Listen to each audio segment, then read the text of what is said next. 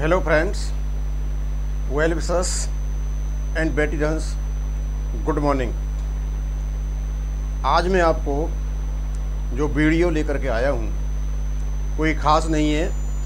कल मैंने एक वीडियो डाला था जिसमें ये बताया गया था कि यूट्यूबर्स किस प्रकार से भ्रामक और भ्रमित पोस्ट डालते हैं जिससे एक शंका पैदा होती है। उसमें ही कुछ मेरे जो व्यूअर्स के थे कमेंट आए थे, उन कमेंट्स के बारे में ही मैं आज बात करूंगा। एक हमारे गुरबचन सिंह जी हैं, वो जनरली कमेंट करते रहते हैं और उन्होंने लिखा है कि OROP टेबल की अप्रॉक्सीमेट डेट क्या है। गुरबचन सिंह जी, मैं आपको बताना चाहूँगा, जो आप सोचते हो वही मैं सोच रहा हूँ। यदि हमें ये पता चल जाए कि अप्रॉक्सीमेट डेट क्या है, फिर तो समस्या ही सारी ख़त्म हो जाए। केवल मैंने जो इनकी RTI के जवाब में जो जवाब आया था DSW से, जो एयर मार्शल सबूर साहब ने लिया था 2 बार, उन्हीं के आधार पर उसका एवेल्यूएशन करके, उसका असेसमेंट करके, उसका एनालिसिस करके मैंने ये बताया था कि अब से लेकर और 10 सितंबर तक कभी भी DSW OROP-2 की टेबल लागू कर सकता है। 10 सितंबर इसलिए रखा था क्योंकि 6 सितंबर अभी भी पेंशनर्स की क्यूरेटिव पिटीशन लगाने का टाइम है और 16/9/2022 को भारत सरकार का 90 दिन का टाइम भी खत्म हो रहा है, इसलिए 10 सितंबर लिया था। अब हम तो यही मान के चलते हैं कि 10 सितंबर तक ये हो जाएगा। फिर एक कोई रामा एस हैं, उन्होंने बड़ा ही सही सटीक बात कही है।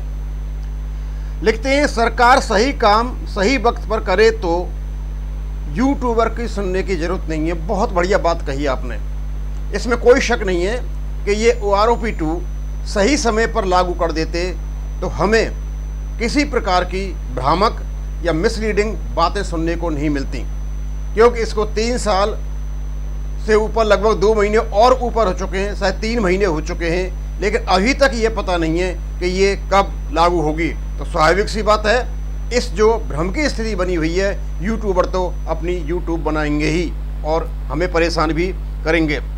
उन्हें दूसरी बात कही, रक्षा मंत्री कमेटी की रिपोर्ट अभी तक नहीं आई है। रक्षा मंत्री साहब ने OROP-2 के लागू करने के लिए बहुत जल्दी एक कमेटी का गठन कर दिया था। कोशिश ये की गई थी कि विदिन 3 मंथ्स, 2019 में ही 7, 8, 9, 10 यानी 2019 में ही इसको लागू कर दिया जाए, लेकिन लागू नहीं हुई और उस कमेटी की रिपोर्ट का क्या हुआ आज तक पता नहीं चला। फिर लिखते हैं, वो 90 दिन में भी एरियर नहीं दे पाए। सबसे शर्मनाक बात है ये।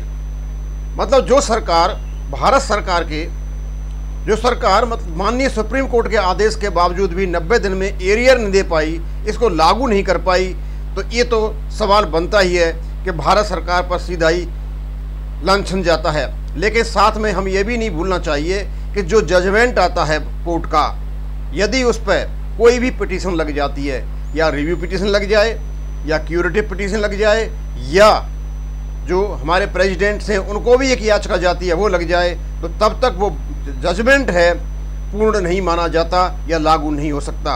यदि ये रिव्यू पिटीशन नहीं लगाते तो 90 दिन में भारत सरकार नहीं दे पाई, पूर्ण रूपेण उन पर ये लांछन लग जाता। लेकिन क्योंकि बीच में रिव्यू पिटीशन लगा दी गई थी और रिव्यू पिटीशन लगने के बाद जो जजमेंट था वो स्टे पर हो गया, तो ये जो बीच में इन्होंने जो असहज या कन्फ्यूजिंग स्थिति पैदा की थी, ये केवल और केवल रिव्यू पिटीशन के कारण हुई थी। अब ये एक अशोक गाबड़े जी हैं, बोला आप सही जानकारी बताने की कृपा करेंगे।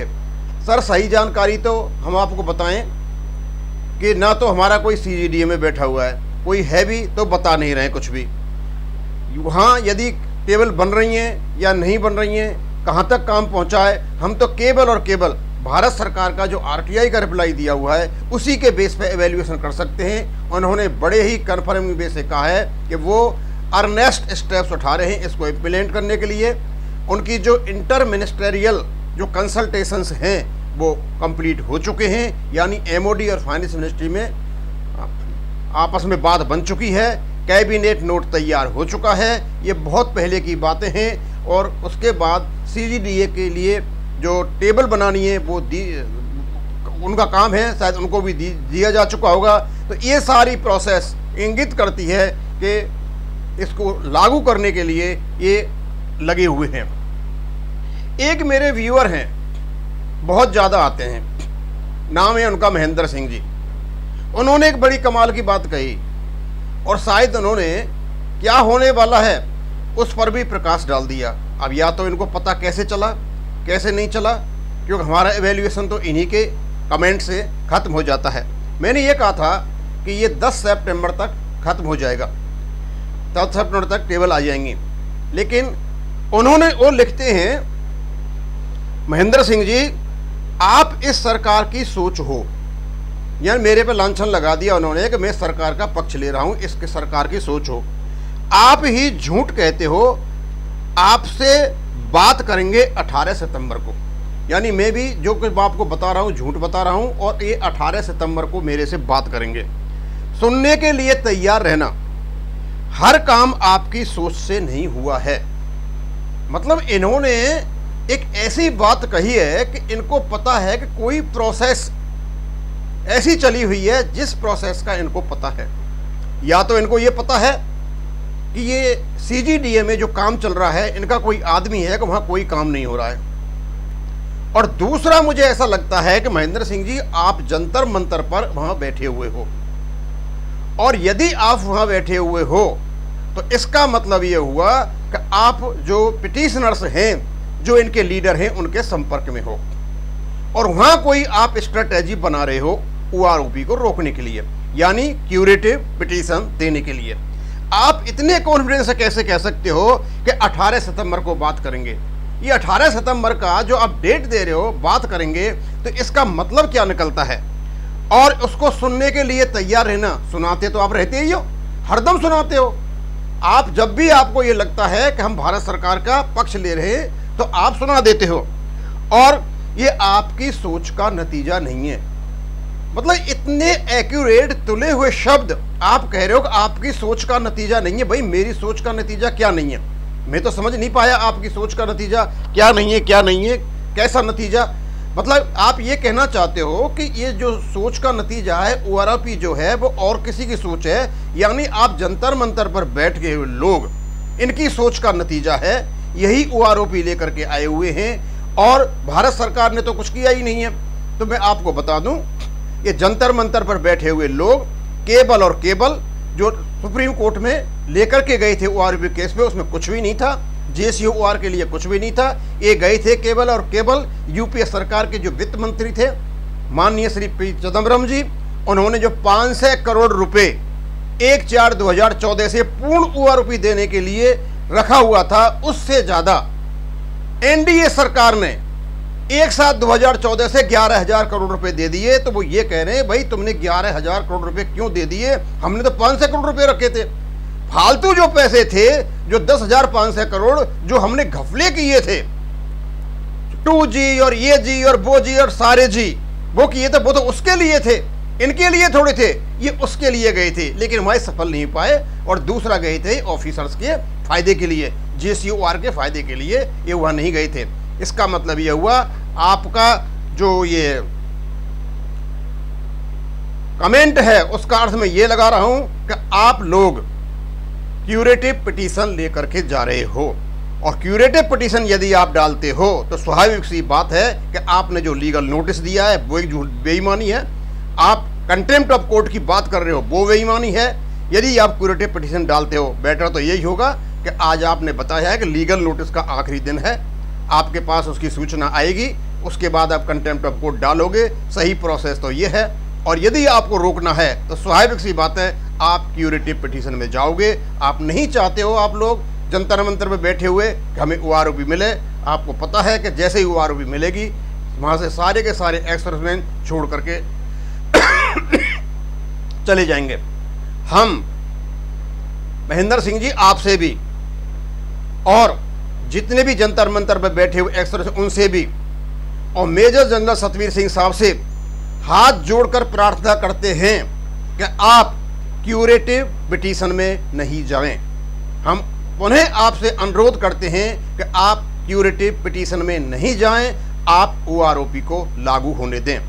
और यदि आप क्यूरेटिव पिटीशन में चले जाते भी हो तो इतना ही होगा बस कि भारत सरकार इसको लागू नहीं करेगी, कोई बात नहीं। लेकिन आप भी देख लेना कि आप OROP का केस हारे, आपकी रिव्यू पिटीशन रिजेक्ट हुई, आपकी क्यूरेटिव पिटीशन भी तुरंत रिजेक्ट हो जाएगी और उसके बाद आप राष्ट्रपति के पास जाओगे, वहां भी आप रिजेक्ट हो जाओगे। हारने का इतना ही शौक लगा हुआ है तो आप हारने का काम करें, हमें कोई परेशानी नहीं है। हम तो इतना वेट किया है और वेट कर लेंगे, 3 साल 3 महीने हो गए और कर लेंगे 2-3 महीने। लेकिन आप अपना काम करते रहिए, क्योंकि यदि आप इस प्रकार का कॉन्फिडेंस आत्मविश्वास के साथ कह रहे हो कि 18 तारीख को बात करेंगे, तो इसका मतलब यह है कि क्यूरेटिव पिटीशन की चर्चाएं चल रही हैं जंतर मंतर पर। आप क्यूरेटिव पिटीशन में जा रहे हो तो आप यदि क्यूरेटिव पिटीशन में जाते हो तो आप यकीन मानिए कि सारी की सारी जो इज्जत है आपकी कहीं की भी नहीं रहेगी। क्योंकि आप 2 काम नहीं कर सकते हो कि आप क्यूरेटिव पिटीशन भी डालें, आप लोगों को भ्रमित करने के लीगल नोटिस भी डालें, लोगों को भ्रमित करने के लिए ट्वीट करें कि हम कंटेम्प्ट ऑफ कोर्ट में जाएंगे। ये सारा जो ड्रामा चला हुआ है, ये इस ड्रामे की वजह से ही ये OROP नहीं आ रही है और आप भारत सरकार को एक कवर दे रहे हो, ये बचने का कवर दे रहे हो और बार बार देते चले जा रहे हो। अदरवाइज इस प्रकार का कमेंट मुझे नहीं लगता कि आत्मविश्वास से भरा हुआ इस प्रकार का आपका कमेंट, मतलब आप इस प्रकार कमेंट करो। रही मेरी बात, मैं तो तैयार ही रहता हूँ, आप सुनाते रहते हो, मैं तो वीडियो बनाता हूँ। अब भाई मेरे पास तो कैसी कोई जानकारी है नहीं, हम कोशिश भी करते हैं जानने की, नहीं पता चलता। अब जो कुछ पता है हम वो बता देते हैं। तो मैं आपको बताना चाहूँगा कि ये जो कुछ भी चला हुआ है और होगा तो तभी जब भारत सरकार देगी, सरकार कोई भी हो, सरकार ये हो और चाहे वो हो।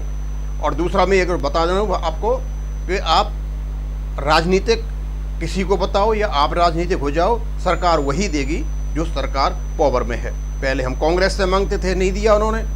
इस समय सरकार NDA की है, NDA से मांग रहे हैं। ये भारत सरकार का नोटिफिकेशन है, इनको लागू तो करना पड़ेगा, क्योंकि ये 10 सितंबर तक भी ले आते हैं यदि इसकी OROP की टेबल, तो तब भी माननीय सुप्रीम कोर्ट का आदेश पालन किया हुआ नहीं माना जाएगा। क्योंकि उन्होंने ये कहा था कि एरियर और उसकी जो रिवाइज है वो पूरा का पूरा 90 दिन में हो जाना चाहिए। अब तो इनको 6 महीने हो जाएंगे, 180 दिन हो जाएंगे, तो 10 तारीख तक भी ले लाते हैं तो किसी भी प्रकार से एरियर आपके खाते में नहीं आ रहे हैं। पहले DSW लेटर निकालेगा, लेटर निकालने के बाद PCDA जाएगा, PCDA वहाँ से अपना सर्कुलर निकालेगा, उस सर्कुलर के बेस पर ये पेमेंट होगा।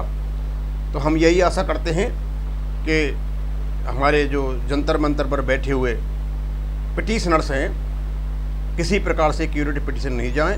हम उन्हें अनुरोध करेंगे कि प्लीज़ आप क्यूरेटिव पिटीशन में न जाएं। आप जाएं तो केवल लीगल नोटिस का इंतजार करते हुए, नहीं कोई जवाब आता है तो आप केवल और केवल कंटेम्प्ट ऑफ कोर्ट में जाएं, जिससे हमें OROP 2 का रास्ता क्लियर हो सके और इसमें आपकी भी इज्जत है। क्योंकि हर एक आदमी यही कहेगा कि कंटेम्प्ट ऑफ कोर्ट के माध्यम से ये OROP मिल पाई थी, अदरवाइज हालत वही बनेगी जो अब तक बनी हुई है। मैं बस इसको यहाँ ही ख़त्म करता हूँ। थैंक यू, धन्यवाद।